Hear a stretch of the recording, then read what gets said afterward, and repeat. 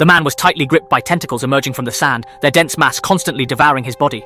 In just 5 seconds, he turned into a bloody puddle. The sand was covered in tentacles, instantly liquefying anyone who touched it. A cat first noticed this oddity, seeing a crow unable to escape the sand before being swallowed whole in seconds. The cat quickly warned his girlfriend not to touch the sand, but she had already stepped down. Her feet were stuck as if glued with super adhesive, completely impossible to pull out. The girlfriend frantically tried to free herself, resulting in screams that reached everyone's ears. A man in a nearby car jumped out to play hero, but fell face first after 2 steps as the sand gripped his feet. This time, the man let out a pig-like squeal. Ah Wei on the shore wanted to help, but the cat quickly stopped him. Ah Wei could only throw a lifesaver, but half the man's face was already eaten by the sand. His girlfriend in the car was crying helplessly, forced to watch as the sand consumed him. As more predictions came, panic set in. Ah Wei tried to calm everyone, asking the driver to leave, but the car wouldn't start. Just then, an oblivious chubby guy woke up in a trash can, desperately trying to climb out. His friends warned him about the deadly sand, advising him to stay put in the bin. Everyone could only wait silently for rescue to arrive. The chubby guy, nearly sunburnt, was given sunscreen by the driver, which helped him stay calm. Suddenly, Morny spotted a broken eggshell in the distance from the strange egg they'd found last night. Following their test everything principle, they'd absent-mindedly put it on the grill.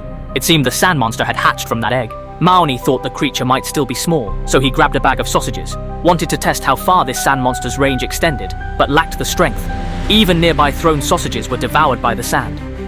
Xiaopang saw a crow eating ham. He felt indignant, scolding others for being unfair, feeding birds but not him. Next second, he saw the crow fall victim to the sand. Ah Wei threw the sausage farther in another direction. This time the ham remained intact. Everyone rejoiced. Xiao Shuai decided to use 2 surfboards, slowly moving towards the monster-free area. But as he neared the opposite bench, the surfboard suddenly moved backwards. Xiao Shuai barely held on with his hands. The sand kept pulling the board back, then bit Xiao Shuai's abdomen with tentacles. He managed to climb up, though narrowly, but his stomach was badly bitten. He cried out for his mother. After catching his breath, he checked his backpack contents. Suddenly, a banana fell into the sand. Xiao Shuai picked it up without thinking. He found burnt sand had no monsters, so he boldly jumped into the sand. Indeed, nothing happened. The sand monster seemed to be full. Xiao Shuai shared drinks despite his pain. While tossing a cola to Ah Wei, his stomach wound suddenly burst open. He lay on the table, unable to move. The sand moved the surfboard again. The girl's car was also controlled by monsters. Chubby remembered a phone in the trunk. The blonde girl carefully crawled to it, but the trunk was blocked by her legs. Mao Mu quickly found an emergency hook. The blonde girl tried opening it again. They managed to open the trunk, just as everyone felt relieved. A police car approached from afar. The loud siren startled the blonde girl. Her hand got painfully trapped. She squealed. Others quickly called for police help, but police saw Chubby in a trash can, thought they were just making trouble, ignored pleas and got out of the car. He didn't notice what was beneath his feet. He approached Chubby, trying to pull her out, but Chubby was too big to be moved.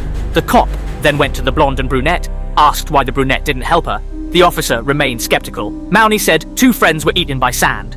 This sounded like a far-fetched tale. The cop pressured Maoni to come down.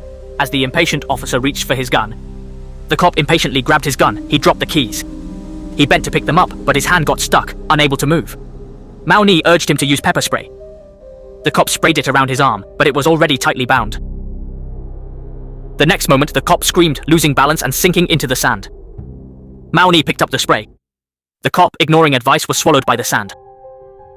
Ah Wei decided to wrap his feet in cloth to cross the beach, or they'd all die there.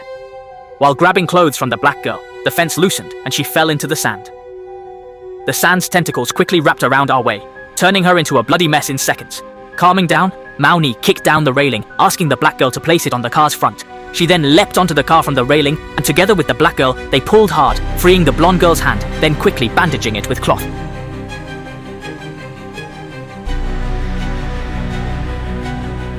The black girl approached. Just as she was about to succeed, blood dripped from her hand. To catch the blood, the blonde girl lost balance, about to fall into the sand. Mao Ni quickly sprayed pepper spray on the sand. The blonde girl, unaware of the danger, thought she was fine. But the next second, Chubby's blood attracted the monster. The black girl couldn't wait any longer. She wrapped her feet in cloth, took 3 quick steps, and successfully reached the police car.